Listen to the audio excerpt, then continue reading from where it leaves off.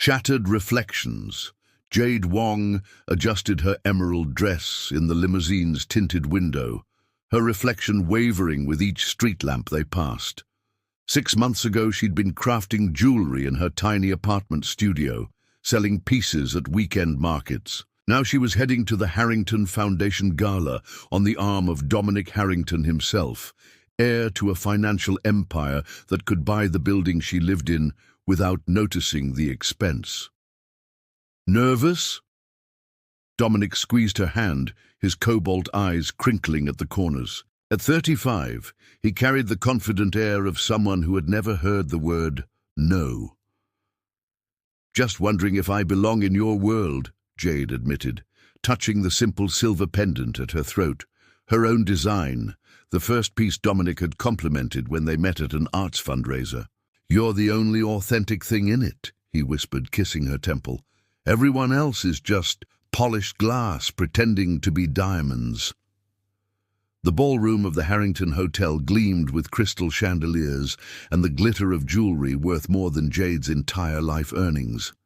Women in designer gowns gave her curious glances, whispering behind champagne flutes. Jade recognized fashion editor Eleanor Blackwood and real estate mogul Richard Pemberton from Dominic's photos. These were people whose casual decisions affected thousands of lives. "They're wondering how I managed to catch you," Dominic said, steering her toward the champagne fountain. Jade laughed. "I think it's the other way around. Either way, they're jealous."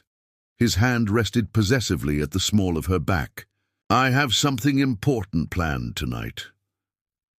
Jade's heart fluttered. For weeks, Dominic had been hinting at their future. His recent mysterious meetings, the way he'd asked about her ring size while pretending to be casual. She'd found herself daydreaming about a life together, despite the warnings from her best friend Prisha about fairy tales rarely coming true for regular people. "Dominic, darling!" A statuesque blonde approached, air-kissing his cheeks. "It's been ages." "Vivienne," Dominic's voice cooled slightly. "I didn't expect you tonight. The Foundation invited me." Vivienne's gaze flicked dismissively over Jade. "Won't introduce me to your friend?" "Jade Wong, this is Vivienne Lancaster, an old acquaintance." Jade extended her hand. "Lovely to meet you." Vivienne barely touched her fingers. "Charmed, I'm sure. Dominic, your father's looking for you. Something about the announcement?" A muscle twitched in Dominic's jaw. "Right. Excuse us." As they navigated through the crowd, Jade whispered, "Ex-girlfriend." "Ex-fiancé," he corrected. "Ancient history. Nothing to worry about." Before Jade could process this, Harrington Sr. tapped a microphone at the front of the room. "Welcome, friends. Tonight marks not only our Foundation's 20th anniversary, but also a special announcement." Dominic squeezed Jade's hand and moved toward the stage. This was it. Her palms grew damp as she imagined him calling her up, declaring their love before his entire social circle. "It gives me great pleasure," the elder Harrington continued, "to announce the engagement of my son, Dominic, to the woman who will help lead our family's legacy into the future." Jade took a half-step forward, then froze as Vivienne glided to the stage. Dominic reached into his pocket and produced a velvet box.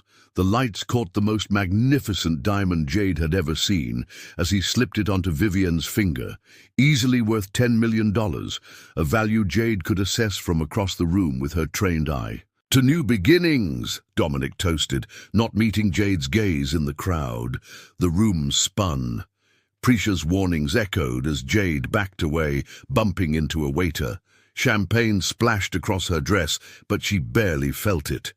All she could see was Dominic's hand on Vivienne's waist, the possessive gesture he'd used with her just minutes before. Outside in the cool night air, Jade pulled out her phone with trembling fingers. No explanations or apologies from Dominic, just the memory of that enormous diamond catching the light as her own dreams shattered around her. Forging brilliance, 3 months had passed since the gala, but the humiliation still burned in Jade's chest like molten metal. She channeled that heat into her work, hunched over her new workbench in the small studio she'd rented with her savings. The rhythmic tap of her hammer against silver became her therapy, each strike transforming pain into purpose. "You've been at it for 12 hours straight," Prisha said, setting down a cup of chai beside her. "Even creativity needs rest." Jade straightened, rolling her stiff shoulders. "The Artemis Showcase application is due in 2 weeks. I need a collection that makes people forget I was ever Dominic Harrington's charity project." Prisha examined the piece Jade was working on, a necklace featuring fractured glass set in silver, the breaks filled with gold. "Kintsugi-inspired? The Japanese art of repairing broken pottery with gold," Jade nodded, "embracing damage as part of the object's history rather than disguising it." "Not exactly subtle," Prisha smirked, "but brilliant." Jade had named her collection Unbroken, a defiant response to being shattered so publicly. Her designs incorporated materials considered worthless: beach glass, cracked stones, tarnished metals, transformed through her craftsmanship into pieces more striking than conventional luxury jewelry. Her phone buzzed with a text. Jade expected Prisha asking about lunch, but instead saw an unfamiliar number. "Your work deserves to be seen. Interested in discussing investment? Marcus Santiago, Horizon Ventures." Jade's heart raced. Santiago was a legendary angel investor known for backing unconventional startups. How had he even heard of her? 2 days later, she sat across from him in a modest cafe, nervously twisting her napkin. "I saw your pieces at the Craft Collective last month," Santiago explained, stirring his espresso. "Your aesthetic is exactly what the market needs. Authenticity in an industry built on artifice." "My collection isn't finished," Jade admitted, "and manufacturing requires capital I don't have." "That's where I come in." Santiago pushed a folder across the table. "I'm offering $250,000 for a 15% stake. You maintain creative control. All I ask is first refusal on future funding rounds." Jade nearly choked on her tea. "Why would you risk that much on an unknown designer?" Santiago's eyes twinkled. "Because I recognize the fire of someone with something to prove. Those are always my best investments." With Santiago's backing, Jade's world transformed. She moved into a proper studio in the Arts District, hired 2 apprentices, and secured ethical sourcing for her materials. Fashion blogs began featuring her work, intrigued by her unconventional approach to luxury.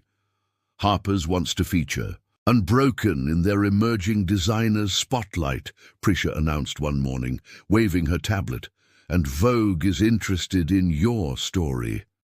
"My story?" Jade frowned. "No personal angles. The work speaks for itself." Prisha sighed. "You can't hide forever.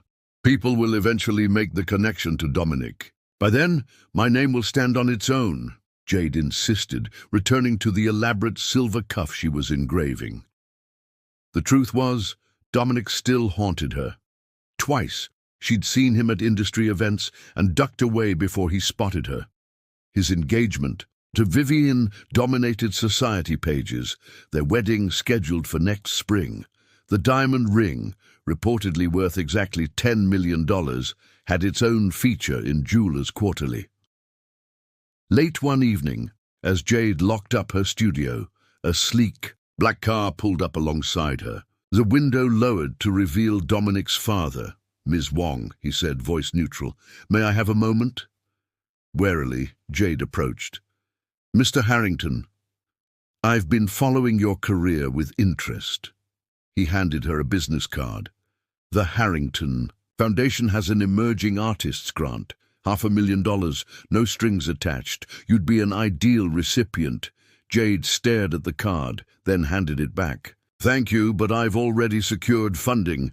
"This isn't about money," Harrington Sr. looked uncomfortable. My son made a mistake. This is my way of acknowledging that. I don't want your guilt money, Jade said quietly. And I don't need your validation. His expression shifted to grudging respect. The invitation stands. Good night, Ms. Wong. As his car pulled away, Jade leaned against the brick wall of her studio, heart pounding. She'd just rejected $500,000 on principle. Either she was insane or finally finding her worth.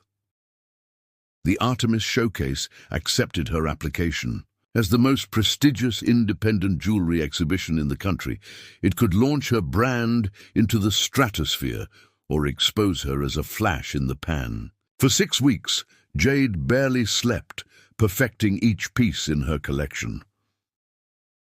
The night before the exhibition, Jade sat alone in her studio, examining her centerpiece, a collar necklace featuring broken mirror fragments set in platinum, each shard's reflection multiplied through clever angling.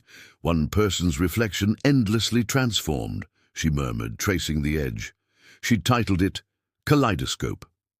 Her phone chimed with a text from Santiago. Big news. Luxury conglomerate representatives attending tomorrow. They rarely look at newcomers. Be ready. Luxury conglomerate owned half the high-end jewelry brands worldwide. Their interest could mean international distribution, resources beyond imagination. As Jade carefully packed her collection, the studio door chimed. Thinking it was Prisha with last-minute supplies, she called out, "It's open!" Instead, Dominic Harrington stepped into her workspace, looking both confident and uncertain, a combination only he could manage. "Your security is terrible," he said, attempting a smile. "Anyone could walk in." Jade's hands froze over her work. "What are you doing here?" "I heard about your exhibition." He approached slowly, as if she might bolt. "I needed to tell you something before tomorrow." "I'm busy," Jade said coldly, continuing to pack her pieces. "Vivian is trying to sabotage you," he said bluntly. "And there's something you need to know about that night, about the ring." Jade cut him off. "Whatever game you're playing, I'm not interested." "It's not a game." Dominic's voice turned urgent. "That $10 million ring wasn't what you think. Your time to explain was 3 months ago." Jade closed her case with a decisive snap. "Tomorrow is the most important day of my career. Nothing you say matters anymore." As she ushered him toward the door, Dominic turned back. "I'll be there tomorrow. When you're ready to hear the truth, find me."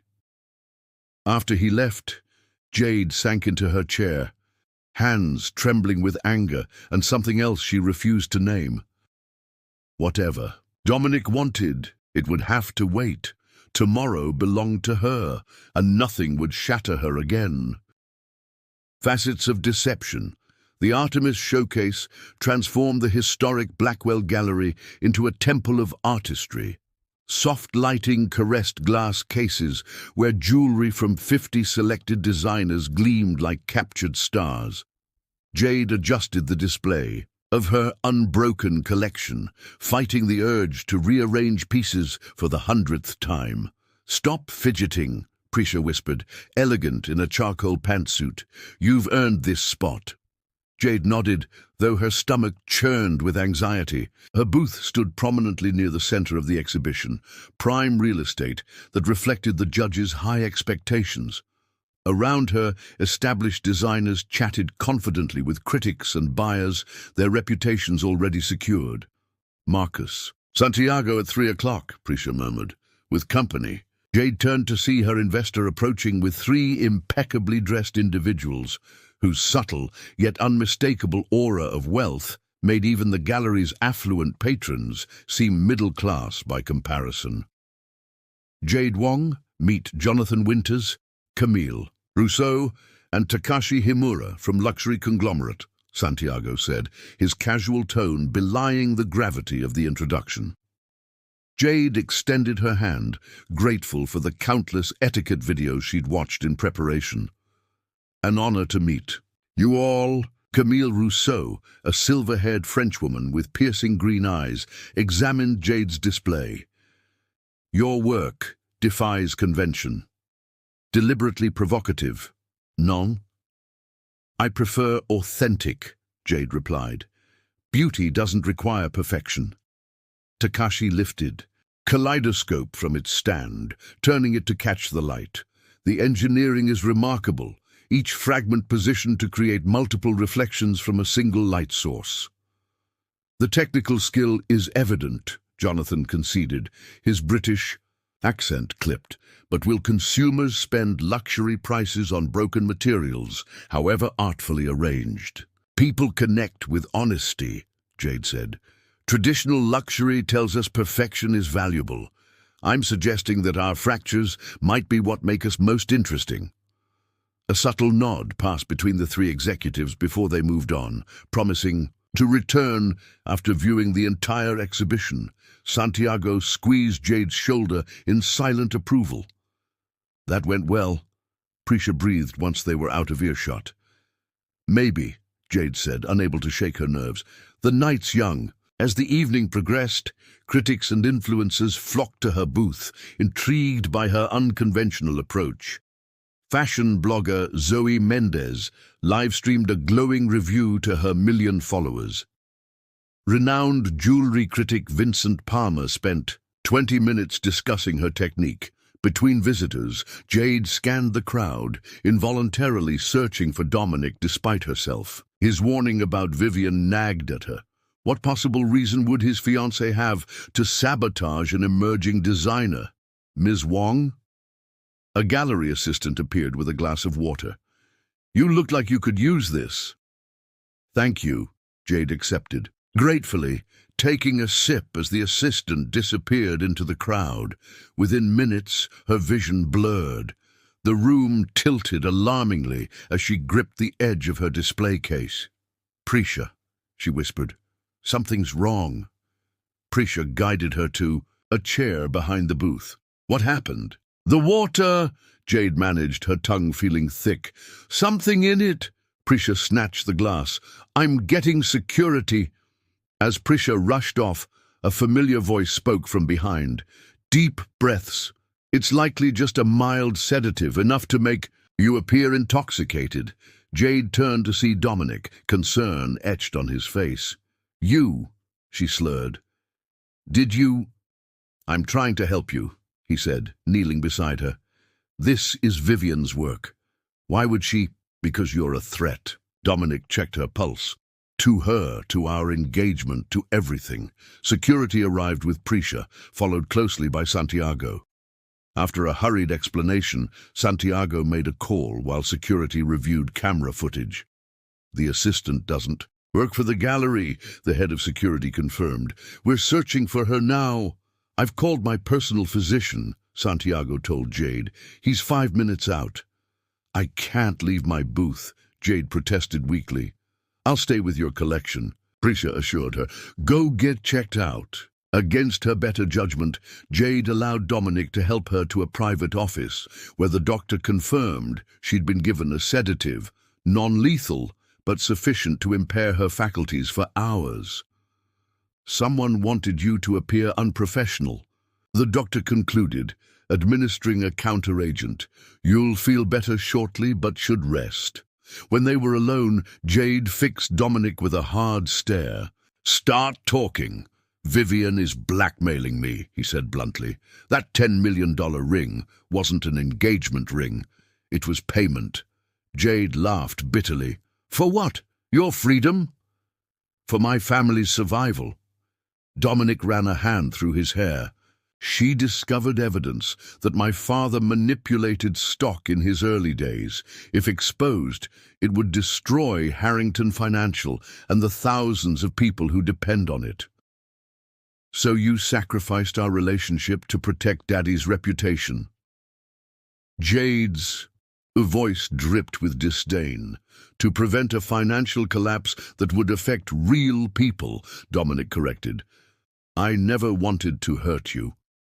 Yet you did, spectacularly. The counteragent was working. Jade's head cleared enough for proper anger. Why not tell me the truth? Vivian threatened to target anyone I warned. Dominic's expression darkened. I thought letting you believe I was just another privileged jerk would be cleaner. You'd hate me and move on. But I didn't just move on, did I? Jade challenged. I built something that's getting attention, and now Vivian feels threatened. The engagement was supposed to be temporary, just until we secured the evidence against her, Dominic explained. But your success accelerated her timeline. She's afraid I'll break things off once her leverage is gone. Jade processed this information, searching his face for deception. You expect me to believe this elaborate story? I expect you to be careful, Dominic replied. Tonight was just the beginning. The exhibition runs 3 days, and the luxury conglomerate makes decisions on the final night. A knock interrupted them as Santiago entered. They caught the fake assistant on camera, but she escaped, securities reviewing all footage to identify accomplices. How's my booth? Jade asked. Crowded with admirers? Santiago smiled. Prisha's handling them beautifully, but there's more. Someone attempted to access the electrical panel near your display. If they'd succeeded, a power surge might have damaged your pieces. This is escalating, Dominic said grimly. Santiago studied him coolly. Mr. Harrington, interesting to find you involved. He's been trying to warn me, Jade admitted reluctantly. About his fiancée? Santiago raised an eyebrow. Convenient timing. I deserve that suspicion, Dominic acknowledged. But right now, Jade's safety and success are what matter. Santiago turned to Jade. The luxury conglomerate executives were impressed. They'll make final rounds on closing night. If you maintain momentum, a partnership is likely. I need to get back out there, Jade decided, standing carefully. Not advisable, the doctor protested. I'll be fine, Jade insisted. This is my one shot. As they prepared to return to the exhibition floor, Dominic caught her arm. There's one more thing you should know. I have evidence against Vivian now, enough to neutralize her threat. That's why she's desperate. Why tell me this now? Jade asked. Because after tonight you'll have choices to make, Dominic answered. About your career, about who to trust. I just want you to have all the facts. Jade studied him, the man who had shattered her world and might now be trying to rebuild it. Facts are good. Trust is something else entirely. As they rejoined the glittering crowd, Jade felt the weight of watchful eyes, Prisha's concern, Santiago's calculation, the luxury conglomerate's evaluation, and somewhere, Vivian's malevolence. But most complicated was the sensation of Dominic's gaze following her as she returned to her display, where broken things transformed into art under her careful hands. The night's events had added another layer to her story, another fracture. Line filled with gold. Whatever came next, she would face it with eyes wide open, every reflection, every facet of deception now visible in the harsh light of truth. Under pressure, the second day of the Artemis showcase began with whispers. Art world gossip traveled at light speed, and by morning exaggerated accounts of Jade's medical episode circulated among exhibitors. Some versions claimed she'd collapsed dramatically, others suggested intoxication. The truth, attempted sabotage, remained with a tight circle of confidants. The rumor mill is working overtime, Prisha reported, arriving at Jade's hotel room with coffee and pastries. But it's backfiring. Your booth is the first one people want to see today. Jade looked up from her laptop, eyes shadowed from a night of research rather than rest. Nothing sells like scandal. How are you feeling? Prisha set breakfast on the desk, eyeing the scattered papers and browser tabs. Physically fine, mentally... Jade gestured to her research. I've been fact-checking Dominic's claims. And there was a Securities Commission investigation into Harrington Financial 15 years ago. Nothing stuck, but the timing matches when Harrington Sr. would have been building the company. Jade sipped her coffee. And Vivian's family lost everything in a market crash around the same time? Motive for revenge, Prisha mused. But why wait so long? Access, Jade suggested. Dominic's the perfect gateway to his father's world, and according to social media, they dated briefly 5 years ago. So she rekindled things to execute a decade-old vendetta. Prisha looked skeptical. That's some serious commitment to grudge holding. Or opportunity knocked when she discovered something useful. Jade closed her laptop. Either way, I need to focus on today. The exhibition closes tomorrow night, and the luxury conglomerate makes their decisions then. At the gallery, Jade found her booth decorated with white roses. No card, but she didn't need one to know they were from Dominic. She promptly donated them to the gallery's reception area. By mid-morning, the exhibition hummed with activity. Art collectors, fashion editors, and jewelry enthusiasts crowded the historic space, the previous night's drama only enhancing attendance. Jade fielded questions with practiced poise, discussing technique rather than inspiration, directing conversations away from personal matters toward craftsmanship. During a rare, quiet moment, Santiago approached with Jonathan Winters from Luxury Conglomerate. "Ms. Wong," Jonathan began, "I've been reflecting on our conversation about imperfection as value. I'd like to hear more about your philosophy." For 20 minutes, Jade and Jonathan engaged in a surprisingly deep discussion about authenticity in luxury markets. His questions were pointed but thoughtful, suggesting genuine interest rather than mere professional courtesy. "You've given me much to consider," he concluded. "Our final review is tomorrow evening. I look forward to it." As he departed, Santiago beamed. "That's the longest conversation I've seen Jonathan have with a new designer in 10 years of attending these events." "Is that good or bad?" Jade asked, adjusting her collar necklace nervously. "Very good. Jonathan doesn't waste time on courtesy conversations." Santiago checked his watch. "I have meetings until evening. Will you be all right?" "Perfectly fine," Jade assured him. "Security knows to watch my booth, and Prisha's returning after her lunch meeting." The afternoon proceeded smoothly until Jade noticed a familiar blonde figure gliding through the exhibition. Vivian Lancaster, resplendent in a cream designer suit, that infamous $10 million diamond glittering on her finger. Their eyes met across the room, Vivian's gaze sharp as a scalpel. Rather than avoid confrontation, Vivian approached directly, trailed by 2 fashion bloggers documenting her every move. "Miss Wong," she greeted with practiced warmth, "your collection is causing quite a stir." "Thank you," Jade replied neutrally, aware of recording devices capturing their interaction. "Such a unique concept," Vivian continued, lifting a pair of earrings featuring cracked opals. "Finding beauty in damaged things. I imagine there's a personal story behind it." The implied dig hung in the air, but Jade refused to take the bait. "Art often reflects life's complexities. Would you like to try them on?"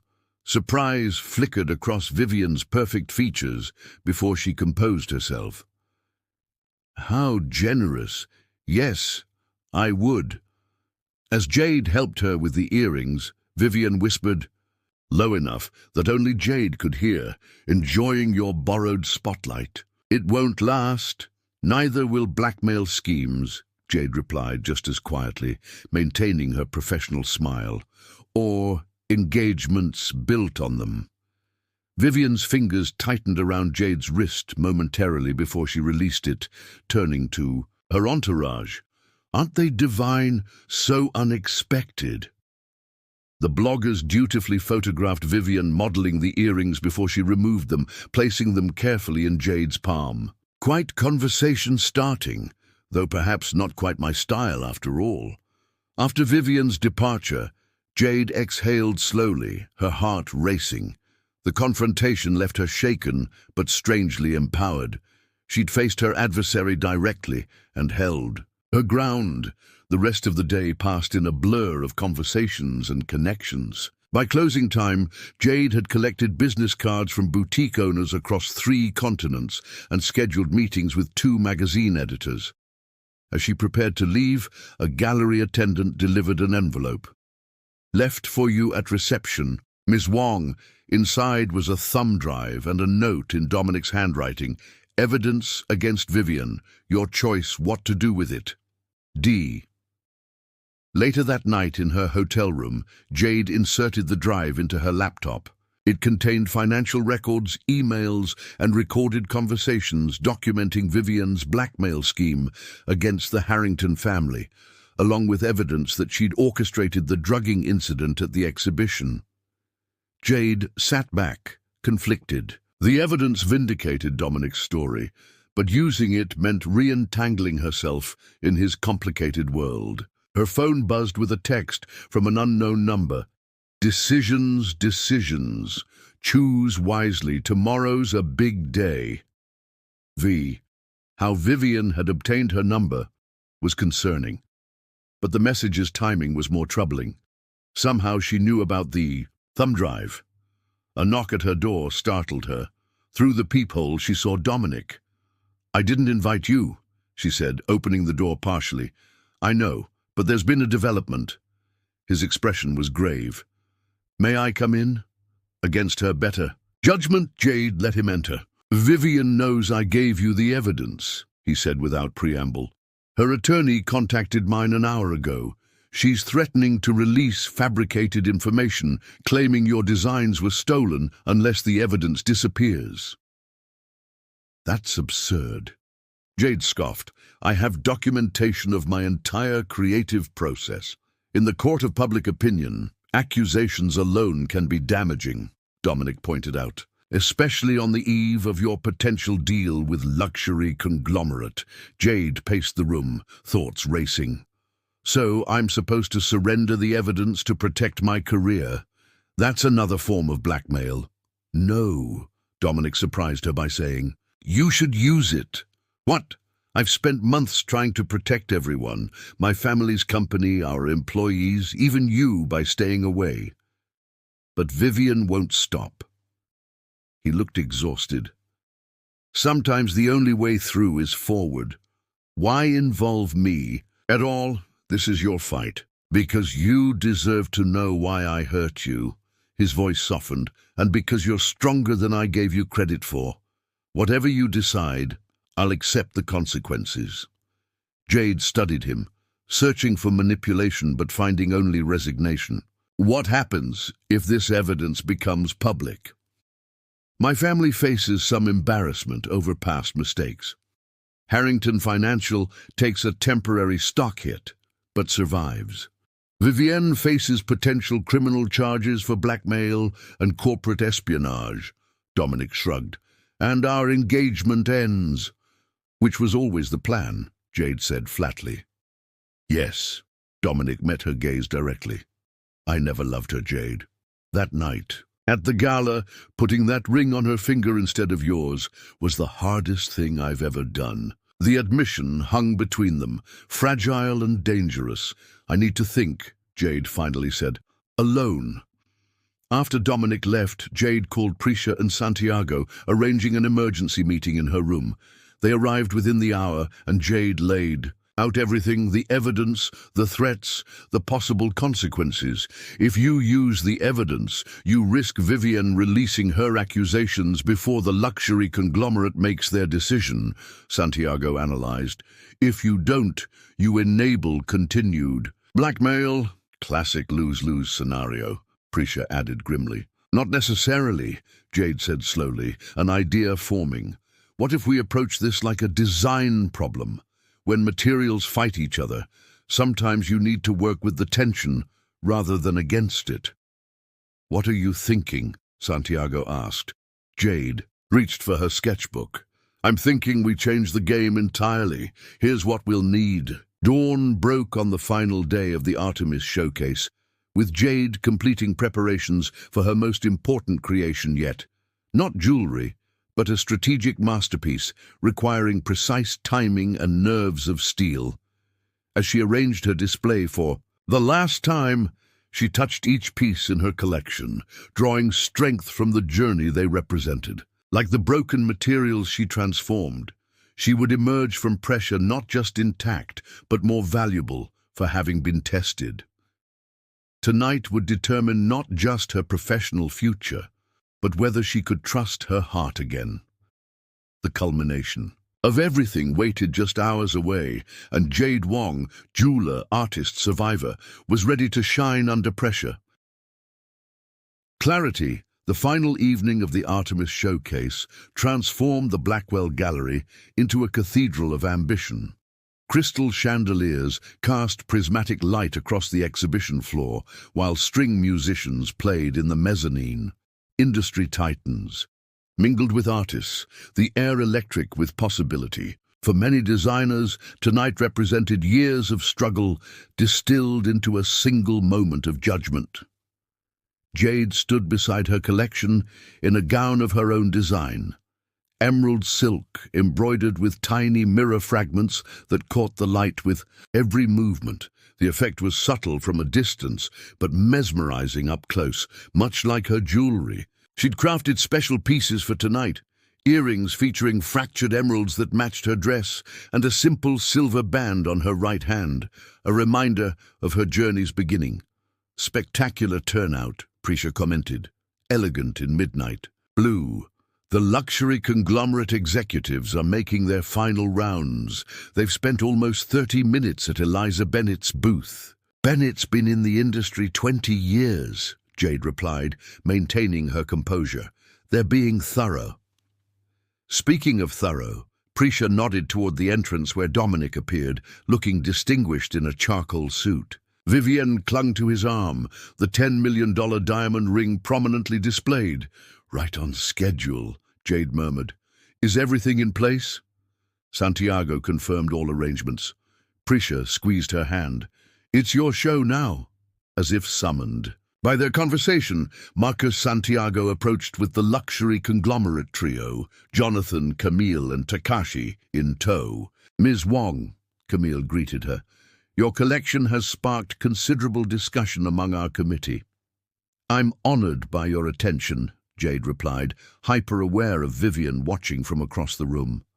We have questions about scaling production while maintaining quality, Takashi said, and your plans for future collections. For 20 minutes, Jade outlined her vision with precision and passion, answering their increasingly specific questions about manufacturing processes and creative direction. Their interest suggested serious consideration, sending hope surging through her veins. One final question, Jonathan said. We've heard rumors about personal drama affecting your exhibition. Some suggest instability. What would you say to that?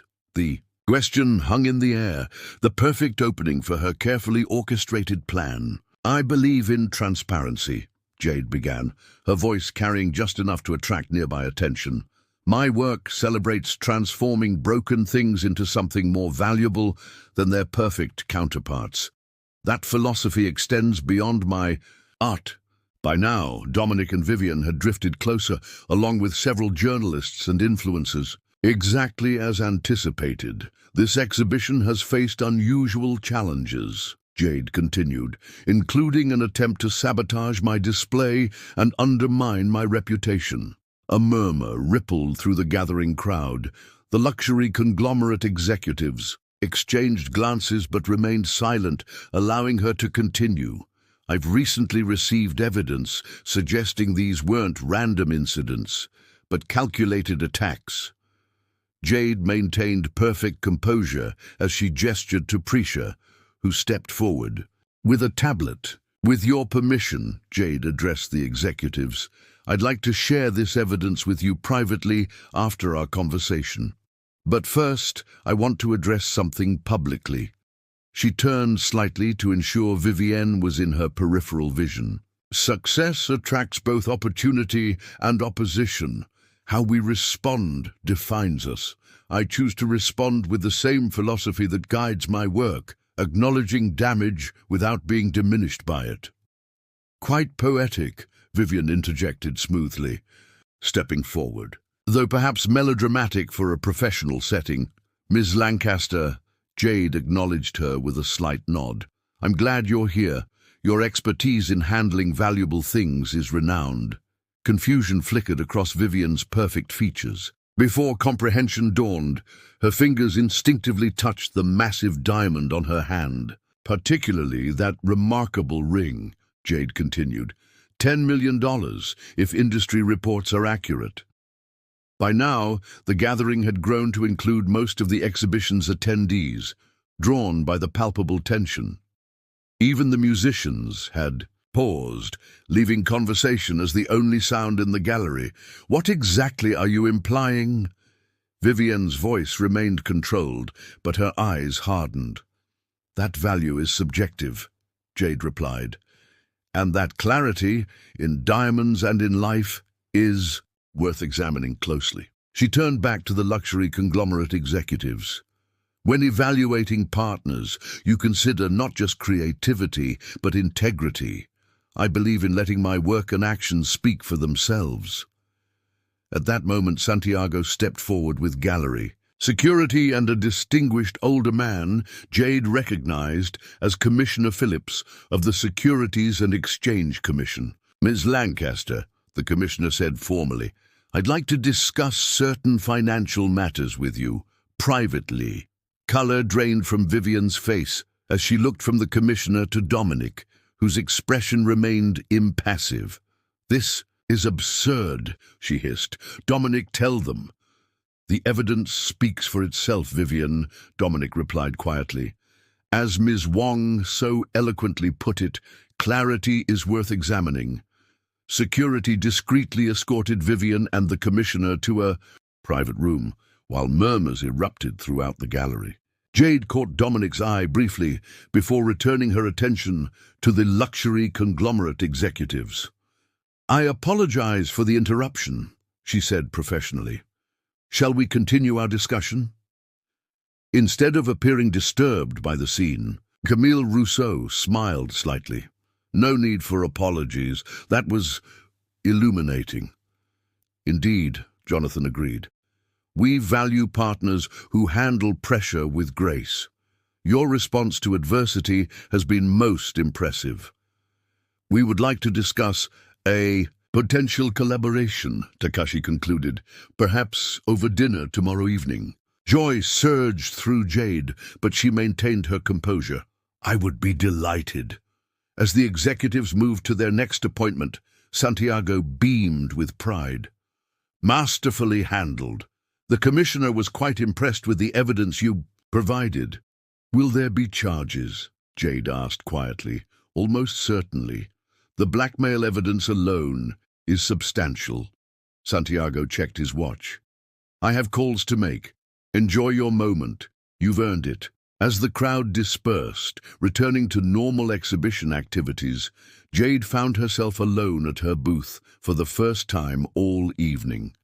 She touched her centerpiece, kaleidoscope, tracing the fractured edges that created such mesmerizing reflections. It's still my favorite piece, Dominic said, approaching cautiously. Jade turned to face him. What happens now? Vivian will likely face charges for blackmail and market manipulation.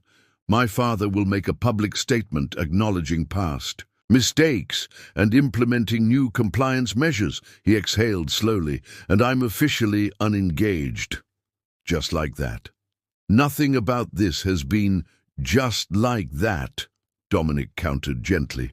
It's been months of investigation, legal consultation, and waiting for the right moment. You accelerated the timeline considerably. I had motivation, Jade admitted. They stood in silence, the weight of everything between them.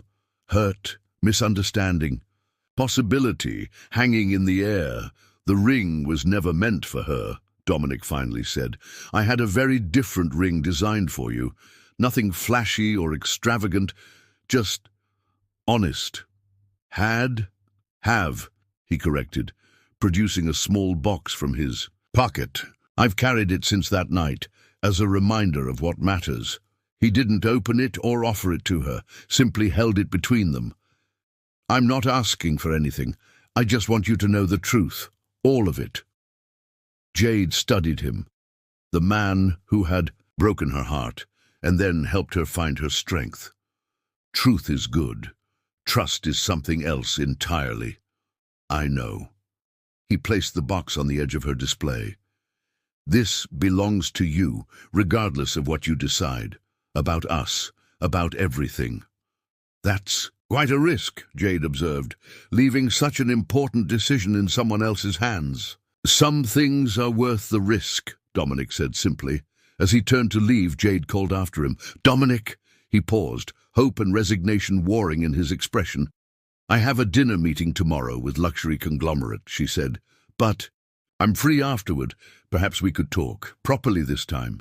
The smile that transformed his face was answer enough.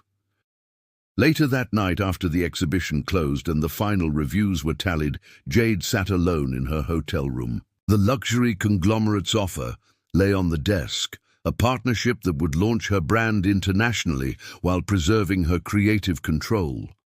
Beside it sat the small box Dominic had left, still unopened. She reached for it, hesitating only briefly before lifting the lid. Inside wasn't an extravagant diamond, but a simple band of silver with a tiny imperfection. A deliberate fracture filled with gold, mirroring her kintsugi-inspired designs. The perfect embodiment of her philosophy. What's broken can become more beautiful, more valuable through honest repair. She looked at her reflection in the hotel window, fragments of the city lights playing across her face like the facets of a diamond. In both jewelry and life, true value came not from flawless perfection, but from authenticity, from the courage to reveal rather than conceal one's true nature.